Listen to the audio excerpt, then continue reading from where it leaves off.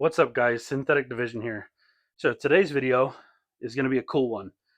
As the title says, I'm basically helping somebody get started, and it's an honor to be able to be in that position where someone can look to me for advice.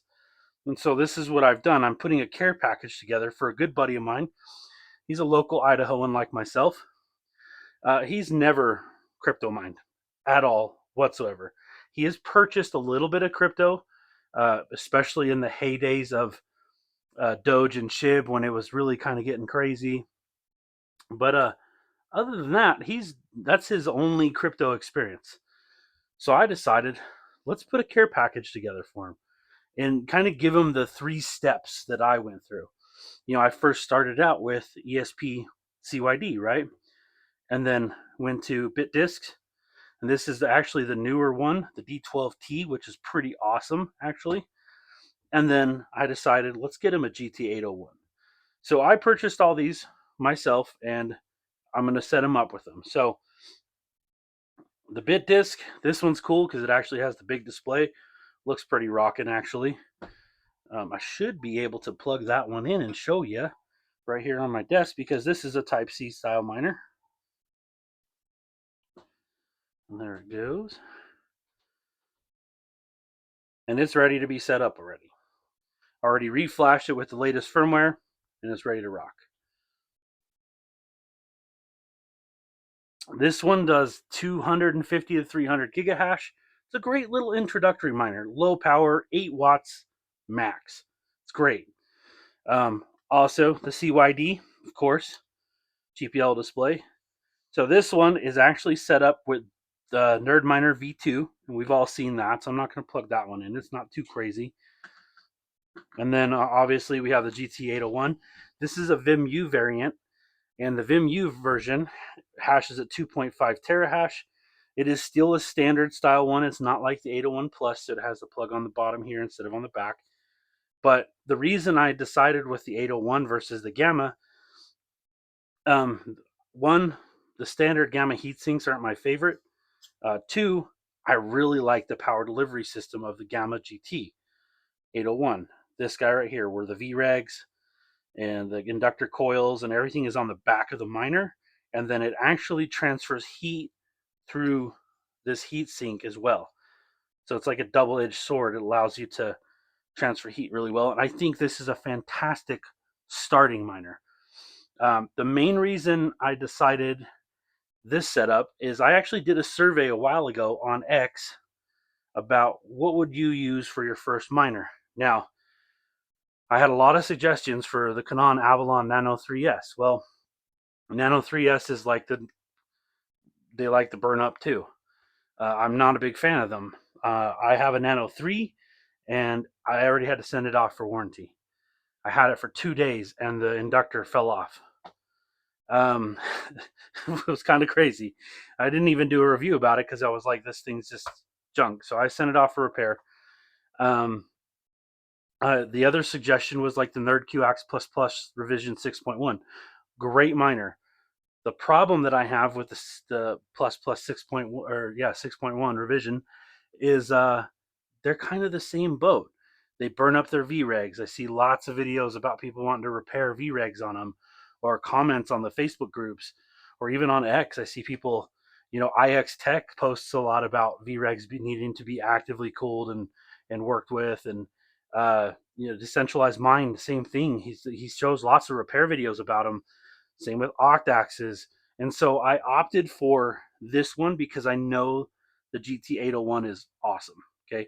Is it the most efficient? No, it's probably 19 joules per terahash. So it's not the greatest, but it's really stable. And with the latest firmware, it's even better.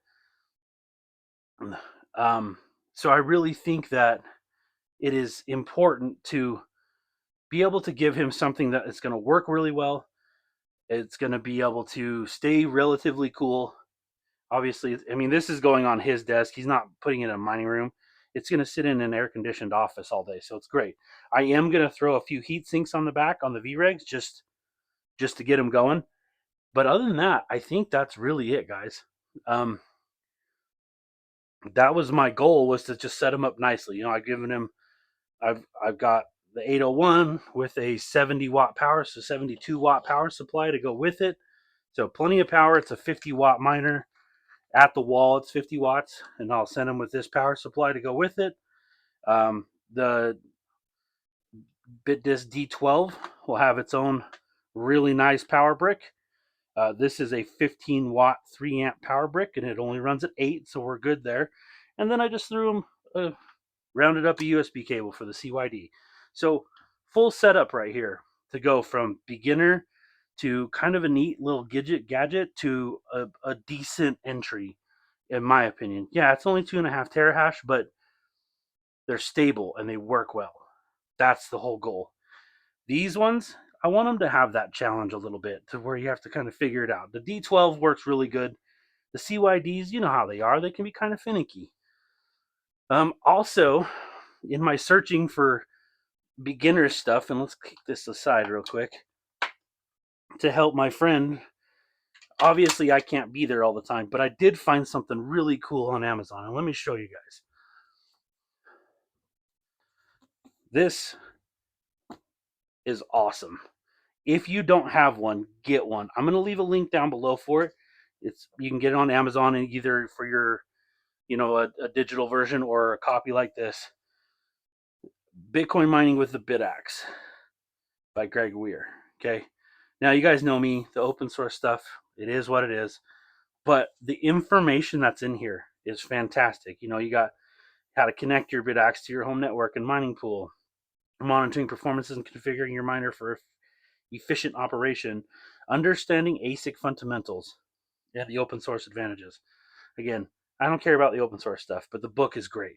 Choosing the right model, power setup, and accessories, troubleshooting with clear, straightforward instructions, integrating with dashboards, wallets, and home lab environments. And then obviously advanced topics covering like voltage frequency tuning, overclocking, long-term maintenance. I think this is great. So I think it's like $30 or something like that, but I picked this up for my buddy, and I think this is a great read. If you can be patient enough to read a book, because I know how it is these days, it's hard to get in to be patient. I recommend buying this book and reading it. It's fantastic. It even helped me find a few things that I didn't really think about. So, along with that, I gave him a long list of reference points, websites that you can go to. Tiny Chip Hub's frequently asked stuff is awesome. So Satoshi's got some great reads, and there's some other stuff out there that's really great reading. Obviously, I told him to watch my videos because he's my buddy. He's got to. But yeah, that's the setup right there, guys. So pretty great little. I think this is a great little starter kit. All in all, probably $300, somewhere in there. I think these are $28. Unfortunately, these things are like 20 something dollars. About 150, another 30 bucks.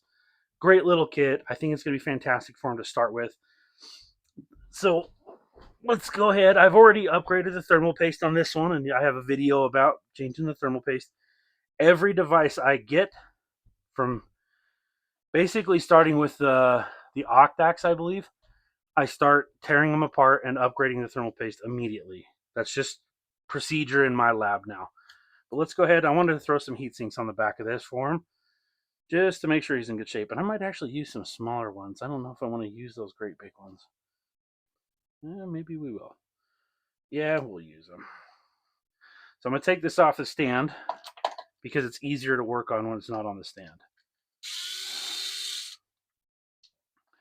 And then, he's got a 3D printer at home, and I was pointing him at some direct places like, Carpoo's Mining has some great STLs that are free. Good guy too, super awesome. He was one of the first guys I ever chatted with in real life about crypto mining. So Ryan, you're the man. Also, I'm directing him at X pages and other links that I've found that have been really helpful and resourceful for me. Just to get him going like I did. I mean, I had to do this on my own, so at least this way he's got a good footing to start with. I think it's important, and I encourage everybody to start mining. I've got my son mining in his bedroom with a little Bitaxe Gamma 601 that's sitting on his desk. And I think it's great. I think it's fantastic, and I think it's important for everybody to be mining. It's awesome. So there we go. Threw a couple heat sinks on there. We'll press them down nice and tight, and this will be good to go for him. Now, I'm sure he plans on upgrading because, like any other tech guy, it's what you do. Just what we do, guys. We start upgrading everything. So let's put this back together. Yeah, I mean, let me say this real quick to all the guys, the people that did suggestions on my X page for a beginner miner.